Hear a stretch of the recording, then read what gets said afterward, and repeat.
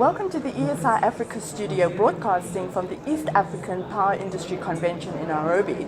Today I have with me Jonker, Klunne, who is the Program Director at the Energy and Environment Partnership Program. Welcome, Wim. Thank you. Wim, I want to start off with finding out what the aim is of the Energy and Environmental Program and how it came about. Okay, well, thank you.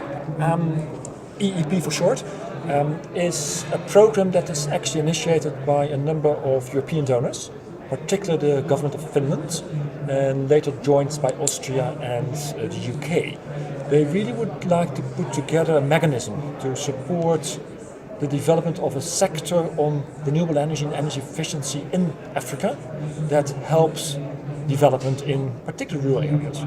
So what we try to do is to support mainly small-scale businesses that want to start activities in that area on renewable energy and energy efficiency through small grants that really helps them to kickstart their operations. So this is really a market assistance program to create a market for this type of projects. I think it's a very valuable program to have at this point in time.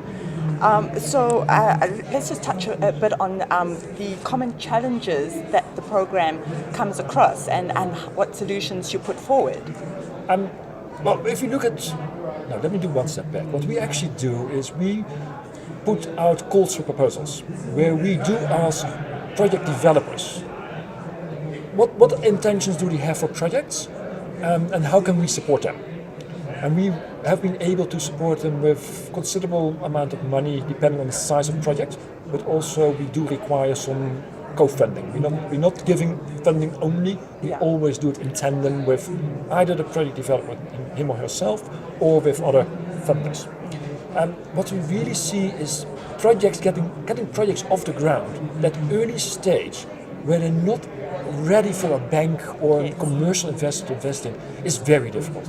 It's extremely difficult to have the perseverance to come to a stage where you are able to access commercial funding.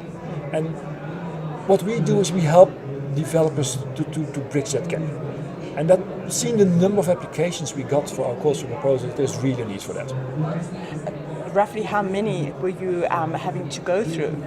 Oh, okay. We've gone through 13 calls for proposals, and we had about 1,000 applications over that period, out of which eventually just over 200 projects have been funded.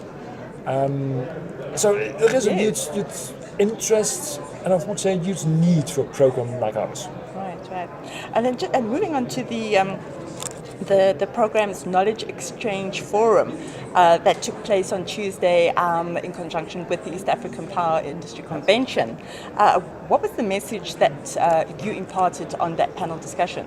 Okay, that Knowledge Exchange Forum is basically to bring our projects or project developers in contact with each other. So really exchange knowledge, experiences, learn from each other. What did they encounter? How did they solve some issues? And things like that. Okay. But we also link them there with other stakeholders in the field, that they can engage with them and also learn from them, and hopefully the other way around as well. What we did see, particularly on the solar PV, which had a little bit of a focus last time, was that a common issue, I won't say a problem, but a common issue is how to have your operations scaling up, and what you need for that is sales people and technical people. In particular, what we've seen for those type of projects is sales skills are very scarce. And you talk about rural areas. So in principle, you would like to use local people that know the local customs, local language, that can interact with the local people. So what we see that our project developers really have to put an extreme effort in training staff in sales skills and technical skills. And even with that, they still have a huge turnover in staff. They need to keep on training people just to make sure that they have enough staff on the program. So that's a big challenge, and they spend considerable amount of effort and money into that. So we're trying to see whether there can be some joint effort within the industry for that. That's one thing. And one other thing, and that actually came back this morning at the conference as well, in one of the panel discussions where I was supposed to remember, is what happens in relation to extension of the national grid. Because what you see in most of the countries in East Africa where we operate, that government has a mandate and an obligation to provide electricity to people in rural areas. So typically that is extension of the grid. We work in a more off-grid area. So that area where off-grid is grid reaching there is something that is really a serious issue for our developers.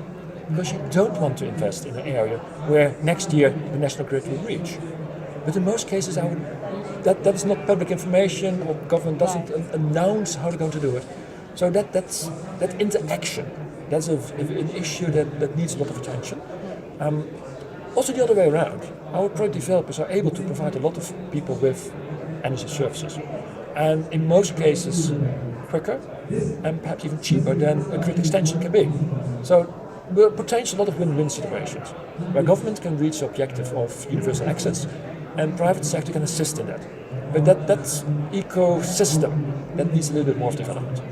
Right, so you are definitely then in a space where innovation is happening. One thing that I want to then find out is with a business, one of the things that is an issue is always growth. So what would you advise in terms of scaling up a very small operation?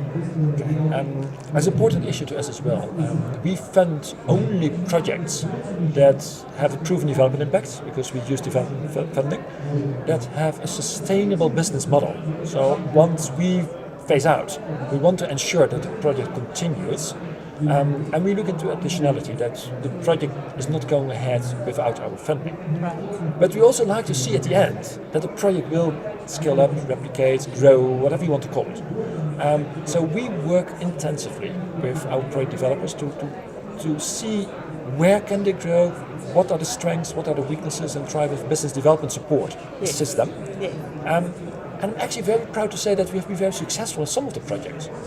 Just to give an example from the region, Off-Grid Electric in Tanzania, we supported them from upscaling 1,000 households to 10,000 households. And if you now look at the statistics in 2015, they were able to raise, I think, $70 million on capital to increase the operations. That is fantastic. And we have a number of those projects in our portfolio that we really see that they're able to scale up because they've reached that critical mass to be able to have that economies of scale, etc. Perfect.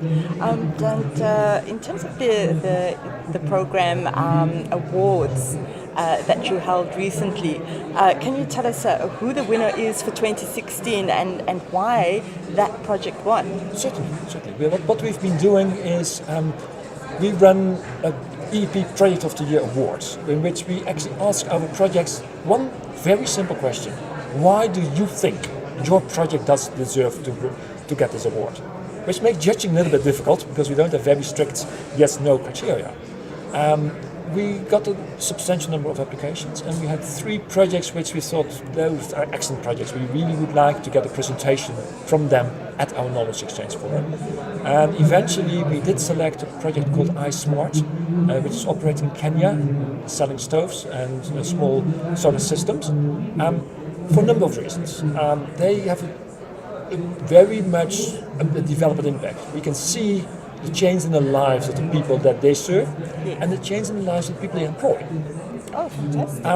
What also did help this project to win the award is that they were able to reach the agreed milestones. I mean, we agree milestones with our projects that they need to reach. They reached the agreed milestone before time, and they actually overachieved. So a combination of that really made us to decide this project, this iSmart project, was worth to be the winner of the award this year. And this is an annual award that gets presented?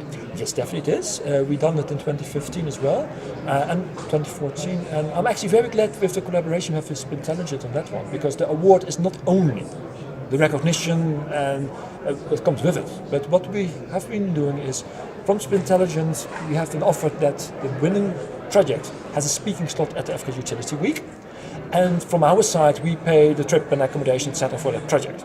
And that's a really way of the project to get a lot more exposure on what they have been doing. And we've seen that really helped them also to grow as well. So we look forward to then seeing them on the program at African Utility Week next year. Definitely, yes. Thank you so much for sharing that with us, Will. No, you're welcome. Thank you for watching. I'm Nicolette Pombo-Francel, coming to you from the East African Power Industry Convention.